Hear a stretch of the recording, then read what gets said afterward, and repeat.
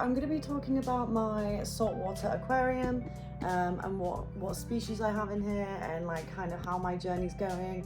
I have recently run into some problems with my corals which I've never experienced before, so yeah, let's get into it. So I've been keeping saltwater for about a year now, and I kind of want to take it a little bit more seriously than I have been doing. I have noticed recently that, most of my corals haven't really grown. I'm not having any issues.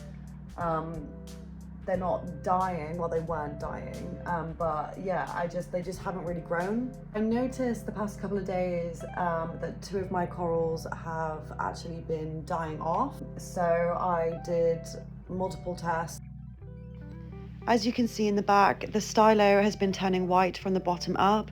This definitely isn't a good sign, and I think it's due to poor water quality. But I recently just bought 4 Vanderbilt chromis, and three of them have died. I don't know why. Sometimes this kind of happens with chromis.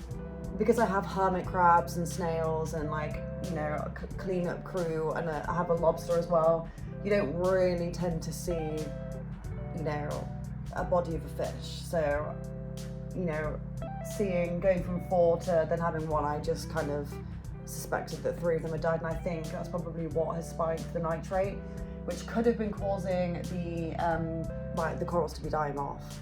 Since doing the water change the other day, I've noticed a significant difference in the corals. It looks a lot better. So I think, bringing the water right down and changing it has definitely helped. I'm probably a long way off, and I know that I have a lot more to learn, but eventually I would like the tank to get to a point where it just runs itself and I can just kind of enjoy feeding and topping it up occasionally.